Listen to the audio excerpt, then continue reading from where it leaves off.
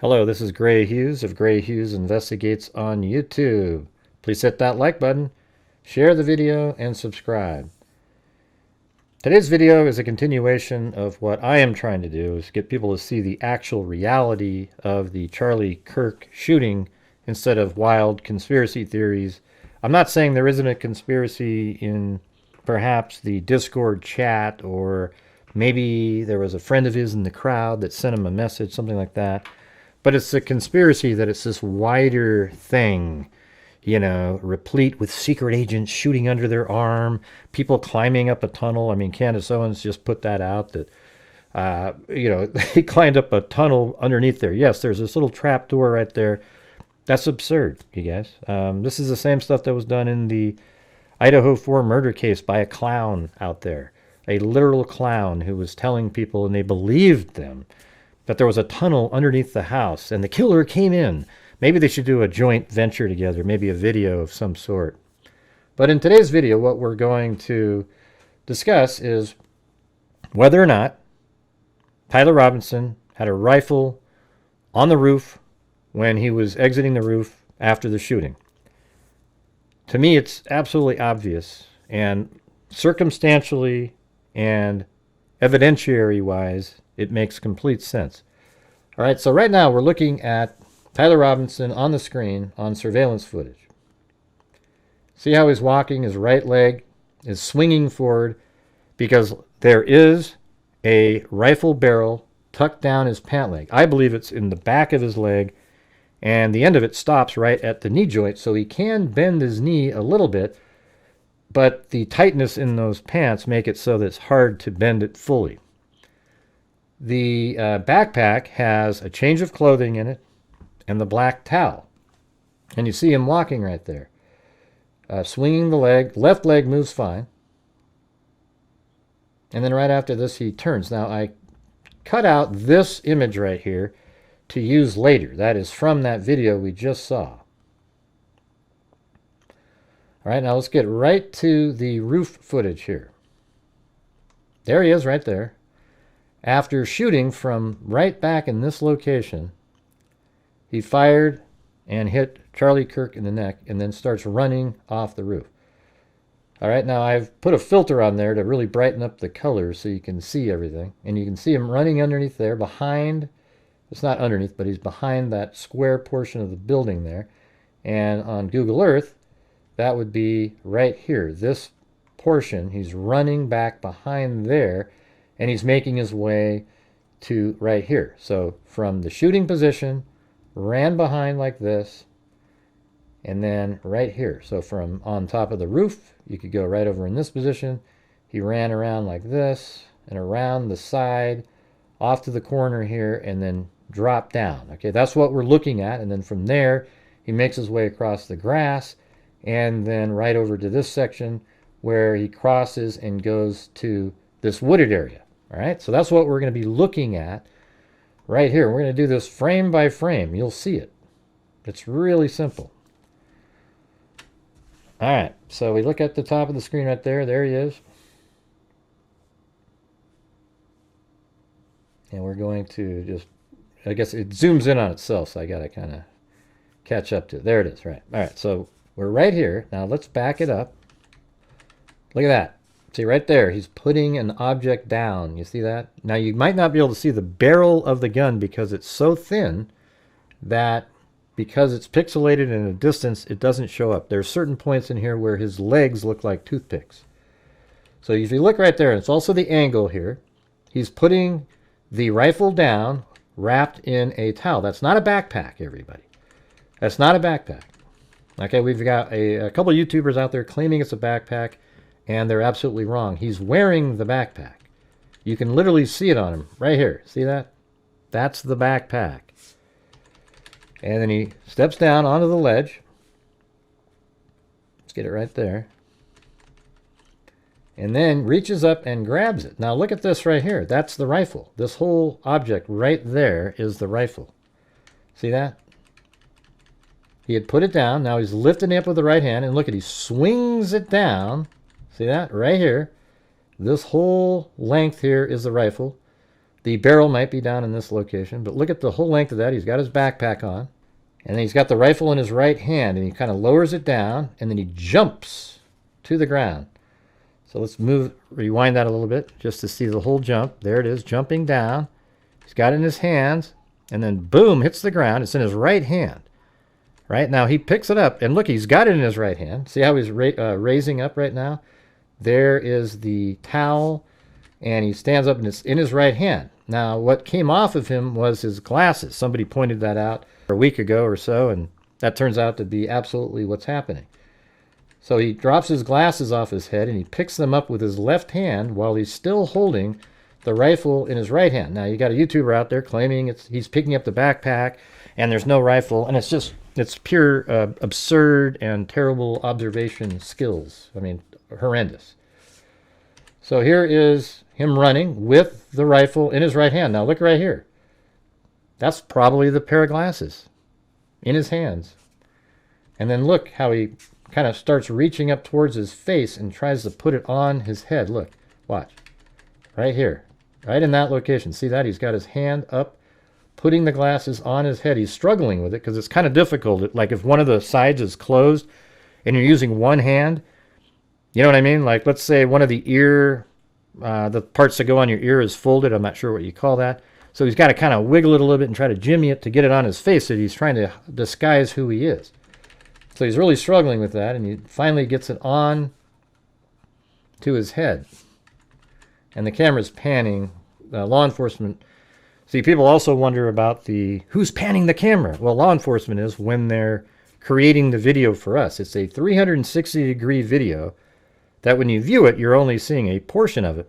But you can pan around. It's the same way that 360-degree consumer-level cameras work as well. You have to pan it to see other areas of it. And they created this so that we could see the presentation. So here he is, up here, moving along. And he's got his head down, glasses on. You can see right there, that's the rifle. His arms are holding the rifle in front of him. And then there's a black towel hanging out the end of it. I actually think the barrel might be behind him, like underneath his arm. And he's running with it. He's trying to hide it.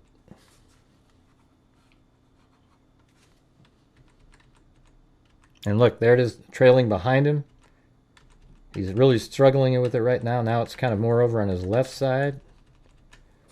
I don't know if you can see it. I mean, if you can't see it, I'm sorry. It's just so obvious.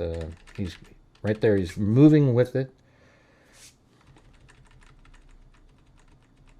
Right there.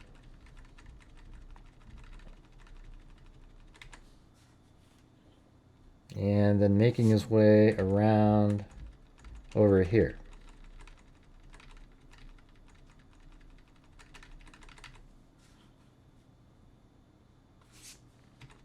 And you can just, the whole time he's walking, you can see the rifle moving in different, like right there, there's the towel of it. He's got the backpack on, you can see it.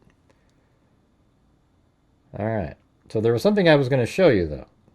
I took this image right here, and I removed the background of it. And then let's just place it in the scene and see if it's consistent. All right, it's way over there. Let's see, it walks right there. Look at that. Okay, so I'm going to zoom in on that portion. Can't you just see that very consistent looking? Look at it. Now there's not as much in the backpack now because he's holding the towel, and we don't know if he had maybe the butt of the gun in there, kind of at an angle, don't know. But look. That's the same person, you guys. I mean, absolutely the same. So we know at this point, that's Tyler Robinson. He's carrying a rifle. He is about to cross the road right there and go into a wooded area. But before we do that, let's just take look at this one more time from when he comes off the roof. All right, we're going to go right there. So look, he lays down the rifle. Then he grabs the rifle with his right hand And look at how it swings up. You literally can see it right there.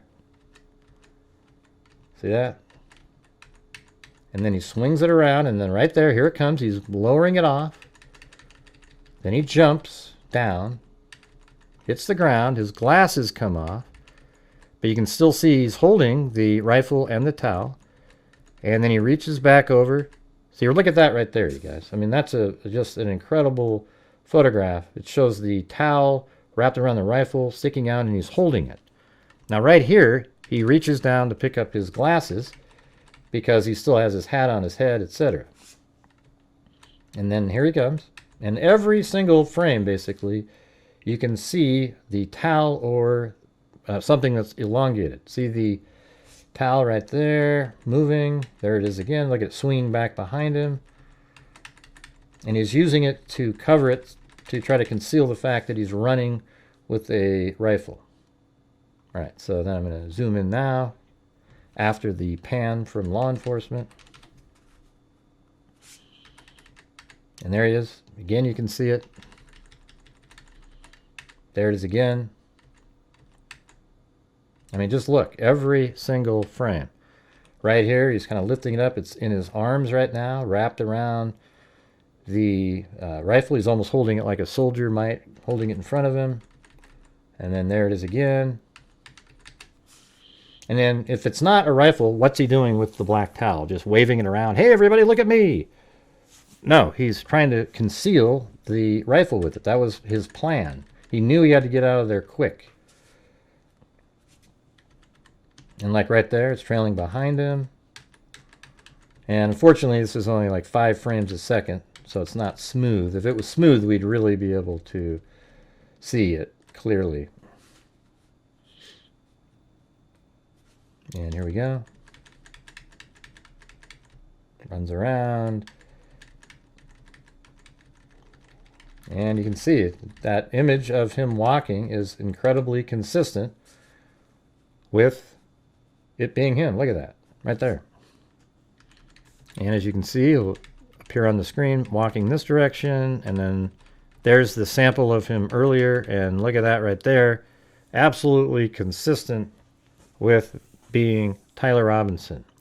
Now you go, how do we know this is Tyler Robinson? Well, let's take a look at this. At approximately 12:15 hours, suspect was observed walking up the stairs that lead to the common area adjacent to the Losi Center building. Suspect walked to a short concrete wall that separates the common area from the rooftop of the Losi Center building. At approximately 12:17 hours, the suspect climbed over the short wall and appeared to crouch down on the north side of the wall on the rooftop. At 12:22 hours, suspect stood up and started running across the rooftop. Now the thing is everything that they're looking at is on this same camera right here. They're literally looking at this whole camera footage. Let's go all the way back to the beginning. Right here, and that's what they can see. They can see him walking right here, right before 12:02. Then he goes into the entrance over there. Then they can pan the camera over. They can see that he went up the staircase, up to the roof. They can see it all. They can see a suspect run over there. Now, we just haven't seen it yet. But this probable cause document describes what they see. And everybody thinks if they can't see it, therefore it's not real. But just use common sense. I mean, this is exactly what they're looking at here. So he appeared to scoot along the rooftop area as he got closer to the edge of the rooftop. At approximately 12:22 hours, the suspect laid down in a position consistent with a prone shooting position near the edge of the rooftop and appeared to be facing west in the direction of the courtyard area. The rooftop of the Losi Center building overlooks the area. And then at 12:23, Charlie Kirk was shot. And then surveillance shows that the suspect stood up suddenly from the edge of the rooftop and sprinted north on the rooftop of the Losi Center building. The suspect ran to the northeast corner of the Losi Center building, that's what we just watched, and approached the edge of the rooftop. So they explained all of that because that's part of what they were looking at. We, as the public right now, have only seen the part where he's running off. And, probably 10 seconds or so after he stood up, or after the firing of the weapon. we see that part. So the suspect ran to the northeast corner of the Low C Center building and approached the edge of the rooftop. The suspect placed a dark-colored item on the rooftop and proceeded to lower himself off the rooftop. The suspect dropped off the rooftop onto the grass below. The suspect ran north near the parking lot to the east of the Low C Center. At approximately 12:24 hours, the suspect ran north across Campus Drive Road. The suspect appeared to be carrying an item whose identity is not clear from the surveillance. But again, circumstantially, and even in the video itself, you see it. The area to the north of Campus Drive Road where suspect crossed over consists of a grassy area with trees, etc. We've shown it. And then inside the woods, they discovered a bolt-action rifle wrapped in a dark-colored towel. There you go. I mean, that is circumstantial evidence that that's exactly what he's carrying. The rifle was determined to be a Mauser 98 30-06 caliber bolt-action rifle. The rifle had a scope mounted on top of it. Investigators noted inscriptions that had been engraved on casings found with the rifle. The inscription on a fired casing read "Notices Bulge," and it actually should be UWU. What's this? Now let's take a look at this. This is in the more recent charging document. It says at approximately 11:51 a.m., the suspect entered campus from the north. He is seen wearing a black shirt with an American flag in the center, a dark baseball cap, and large sunglasses. Throughout the surveillance, the suspect keeps his head down and rarely raises his head enough to get a clear image of his face. As he proceeds across campus, he is seen walking with an unusual gait. We just showed that a minute ago with the limp. The suspect walks with a very little bending in his right leg, consistent with a rifle being hidden in his pants. The unusual gait continues until the suspect is seen crossing the railing off the open walkway and onto the roof, where he leaves the camera's view. So from up here on the roof, when he crosses over right here, he's out of view when he's down here assembling the rifle, and then he runs over here, shoots, and then runs off over in this direction off this corner right here. A camera later captures the suspect as he runs across the roof to the suspected shooting position. Immediately after the shot was fired, a camera captures the suspect running across the roof, and if you notice, I mean, he's not limping at this point, carrying an item whose shape is consistent with a rifle. So now they've examined it further from the original probable cause document, and it's consistent with a rifle. He appears to drop the item he was carrying as he hits the ground. Now that isn't accurate. You know, they're saying he dropped the rifle, but as we just showed you, he does not drop the rifle. His glasses come off of his head. You clearly see him pick up with his left hand and then try to move that item up to his face and put it on his face, and those are the glasses he was wearing. And that makes sense to lose glasses on a fall like that, jumping. It says he then picks up the item and runs towards the northeast of campus. That is true. He did pick up the item and run, but those are glasses, not the rifle. Law enforcement officers followed the suspect's escape path to the northeast end of the campus, where they believe the suspect left campus and entered a wooded area. In that wooded area, investigators found a bolt-action rifle wrapped in a towel. The rifle contained 1 spent and 3 unspent rounds. This is consistent with the facts officers observed at the time of and immediately after the shooting. No shell casings were found on the roof, suggesting a bolt action rather than an auto-loading weapon, and only a single round was fired. So that alone is incredible circumstantial evidence. Inside the rifle was 1 fired round, and it was found wrapped in a black towel. And then right here, this is what Robinson said. These are all the times he mentions the rifle. Then down here it says, I planned to grab my rifle from my drop point shortly after, but most of that side of town got locked down. And by the way, up here when it says, but I got to grab my rifle still, it's almost like they'd been talking in a text exchange prior to this, and we're just seeing the specific elements that reference the rifle.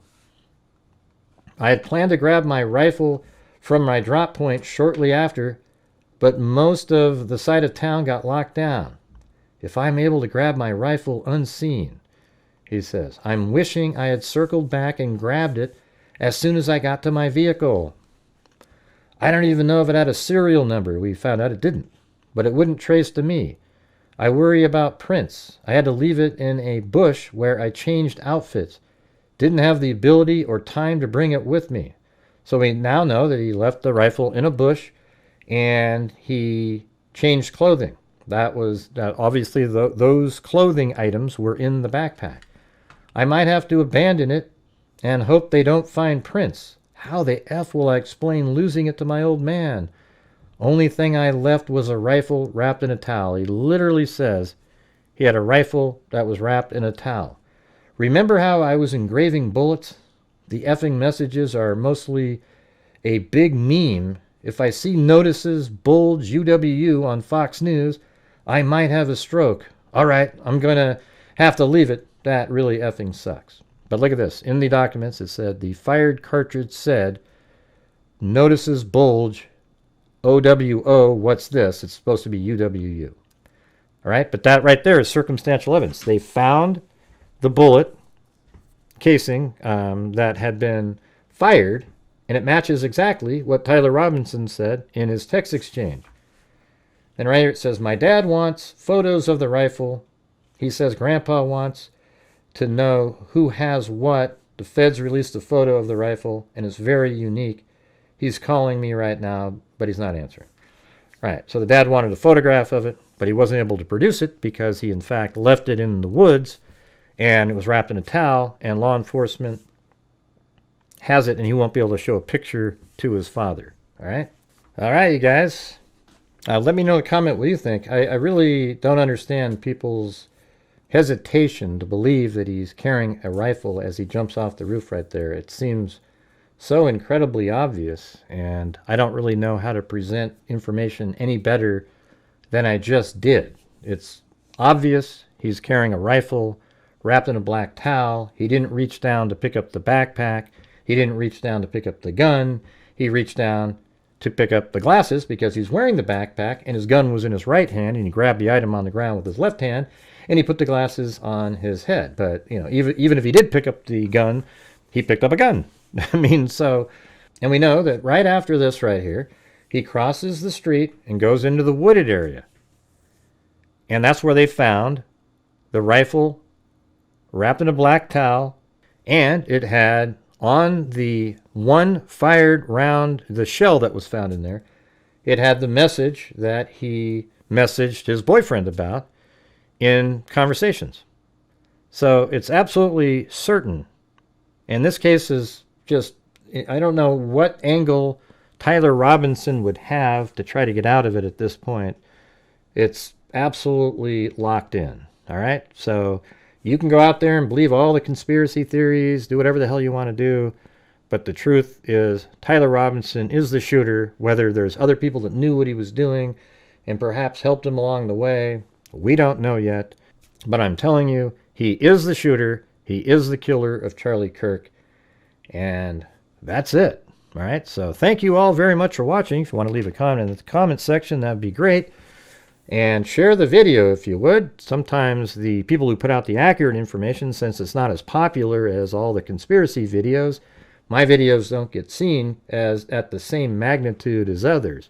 So if you think this type of information should be seen more, then make sure to share the video. All right, so thanks again for watching. And as I always say, until next time, be safe out there.